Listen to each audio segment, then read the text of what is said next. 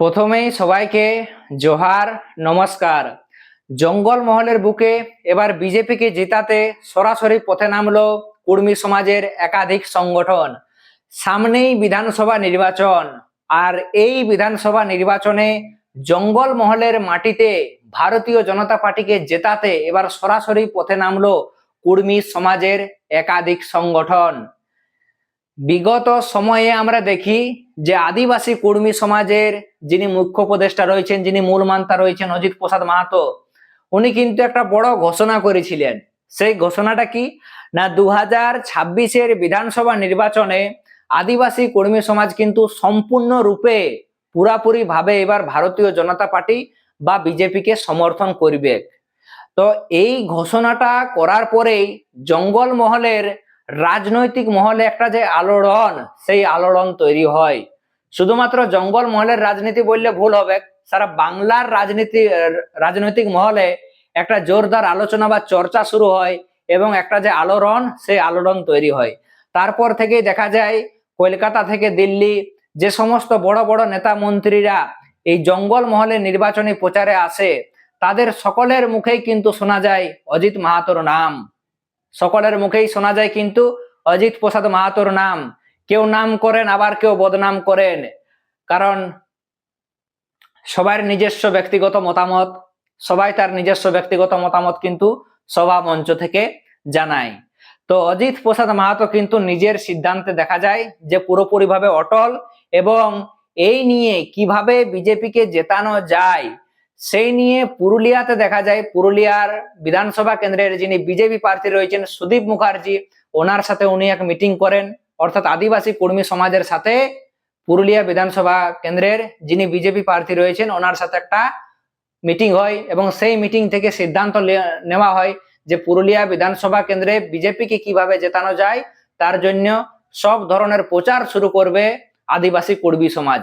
সেই মতোই দেখা যায় যে পুরুলিয়া বিধানসভা কেন্দ্রে সুদীপ মুখার্জির প্রচারে একদিকে যখন বিজেপির পতাকা উঠছে, ঠিক অপরদিকে কুর্মী সমাজের যে হলুদ পতাকা জয়গ্রামের ঝান্ডা, সেই ঝান্ডা নিয়ে এক বিশাল মিছিল, সেই বিশাল মিছিল করা হয়। তো শুধুমাত্র পুরুলিয়া বিধানসভা কেন্দ্রেই নয়, এছাড়াও দেখা যায় পাড়া বিধানসভা কেন্দ্রের যিনি বিজেপি প্রার্থী রয়েছেন নদিয়া চাঁদ বাউরি মহাশয়, ওনার সাথেও কিন্তু আদিবাসী কর্মী সমাজের মিটিং হয়। তারপরে কাশীপুরের যিনি বিজেপি প্রার্থী রয়েছেন কমলাকান্ত হাসদা মহাশয়, ওনার সাথেও কিন্তু আদিবাসী কর্মী সমাজের মিটিং হয়। এইভাবে একের পর এক প্রতিটা বিধানসভাতে কিন্তু পুরুলিয়া জেলার প্রতিটা বিধানসভা কেন্দ্রে কিন্তু আদিবাসী কর্মী সমাজের সাথে বিজেপির মিটিং হয়, এবং সেই সমস্ত মিটিংগুলি থেকে একটাই সিদ্ধান্ত নেওয়া হয় যে এইবার আদিবাসী কর্মী সমাজ বিজেপি প্রার্থীদের হয়ে সরাসরি প্রচারে নামবে।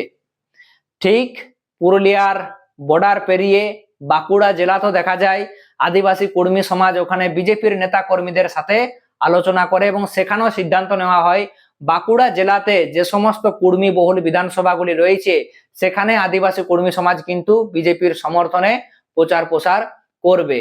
তো এই যে আদিবাসী কর্মী সমাজের অজিত মাহাতোর ডাক, সেই ডাককে এবার সম্মতি জানিয়ে দেখা যায় ঝাড়গ্রামের কুর্মী সমাজের নেতা, ঝাড়গ্রাম জেলার যিনি আদিবাসী নেগাচারী কুর্মী সমাজের নেতা অনুপ মাহাতো এক বিশাল মিছিল করেন নয়াগ্রামের বিজেপি প্রার্থীর সমর্থনে। যা তোমরা এই মুহূর্তে সরাসরি দেখতেই পাচ্ছ, নয়াগ্রামে বিজেপি প্রার্থী যিনি রয়েছেন ওনার সমর্থনে প্রায় কয়েকশো বাইক নিয়ে এক বিশাল র্যালি করেন, যা সত্যি চোখে পড়ার মতো। এবং এই র্যালি শেষ হওয়ার পরে যে পথসভা হয় সেইখানে দেখা যায় তারকাটা টিঙ্কু, আমাদের সকলের প্রিয় জনপ্রিয় ইউটিউবার জঙ্গল মহলের টিঙ্কু দা কিন্তু পরিষ্কার সেই পথসভা বা মঞ্চ থেকে ঘোষণা করে এবার তারা কিন্তু খোলামেলা ভাবে ভারতীয় জনতা পার্টি বা বিজেপিকে সমর্থন করবে।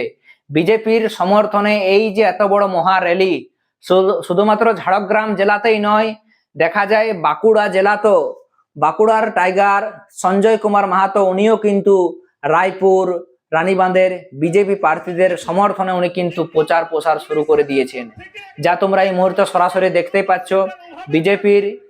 বিজেপি প্রার্থীর সমর্থন উনি কিন্তু বক্তব্য রাখছেন। জঙ্গল মহলের বুকে যেভাবে কর্মী সমাজের একাধিক নেতা কর্মীরা বিজেপির হয়ে প্রচার প্রসারে ময়দানে নেমে পড়েছে, তার প্রভাব আগামী দিনে রাজনৈতিক মহলে বা এই যে ভোট ব্যাংকে কতটা পড়বে তা নিয়ে কিন্তু আলোচনা বা চর্চা কিন্তু ইতিমধ্যে বিভিন্ন মহলে শুরু হয়েছে।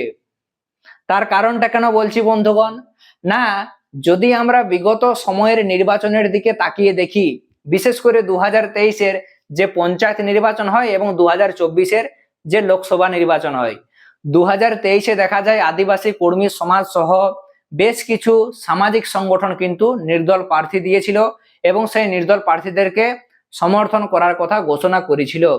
তো তার প্রভাব কিন্তু আমরা জঙ্গল মহলে কম বেশি ব্যাপক হারে দেখতে পাই।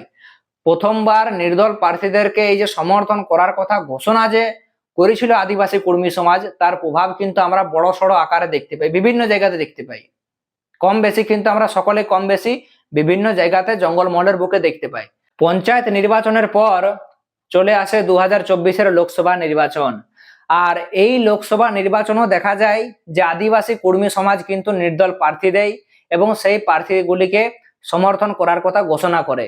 তবে লোকসভা ভোটে কিন্তু খুব একটা প্রভাব কিন্তু চোখে পড়েনি। শুধুমাত্র পুরুলিয়া লোকসভা কেন্দ্রে যিনি নির্দল প্রার্থী ছিলেন অজিত প্রসাদ মাহাতো, ওনার প্রাপ্ত ভোটের সংখ্যা ছিল প্রায় 98,000-এর মতো, এরকম দাগ কাটতে পারেনি। তবে বিশেষ করে সকলের নজর বা দৃষ্টি রয়েছে এই 2026-এর বিধানসভা নির্বাচনের দিকে। যদি পঞ্চায়েত ভোটের মতো কর্মী সমাজের একটা বড় অংশ সরাসরি ভারতীয় জনতা পার্টি বা বিজেপিকে সমর্থন করে, তাহলে হয়তো জঙ্গল মহলের অধিকাংশ সিটেই বিজেপি বা ভারতীয় জনতা পার্টির পক্ষে যেতে পারে।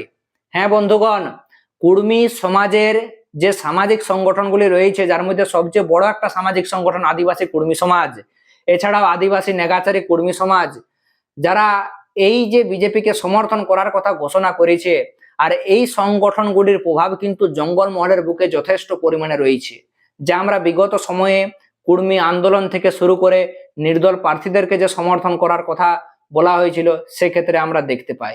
তো 2026-এর নির্বাচনে এই সংগঠনগুলির ডাকে বা এই সংগঠনগুলির আহ্বানে যদি কর্মী সমাজের ভোটের একটা বড় অংশ সরাসরি ভারতীয় জনতা পার্টি বা বিজেপির দিকে যায়, তাহলে হয়তো জঙ্গল মহলে বিজেপির জয়লাভ করা কিন্তু অনেকটাই সহজ হবে।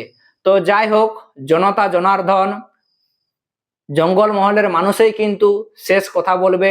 2026-এর বিধানসভা নির্বাচনে জঙ্গল মহলের সবচেয়ে বেশি পরিমাণে সিট, বিশেষ করে কর্মীবহুল সিটগুলির দিকে কিন্তু সমস্ত রাজনৈতিক দলের দৃষ্টি রয়েছে, নজর রয়েছে। এই বিধানসভা কেন্দ্রগুলি থেকে এবার কে জিততে চলেছে, কোন রাজনৈতিক দল ক্ষমতায় আসতে চলেছে। তো তোমাদের কি মনে হয় বন্ধুগণ, 2026-এর এই বিধানসভা নির্বাচনে এই যে কর্মী সমাজের যে সমস্ত সামাজিক সংগঠনগুলি সরাসরি বিজেপি বা ভারতীয় জনতা পার্টিকে সমর্থন করার কথা যে ঘোষণা করেছে, তার প্রভাব কি আমরা আগামী দিনে ভোট বাক্সে দেখতে পাবো? এই ব্যাপারে তোমাদের কি মনে হয়? তোমরা অবশ্যই তোমাদের ব্যক্তিগত মতামত কিন্তু নিচে কমেন্ট বক্সে কমেন্ট করে জানাবে। ততক্ষণ অবধি সবাইকে জোহার, নমস্কার জানিয়ে আজকের মতো ভিডিওটি এখানেই সমাপ্ত করছি।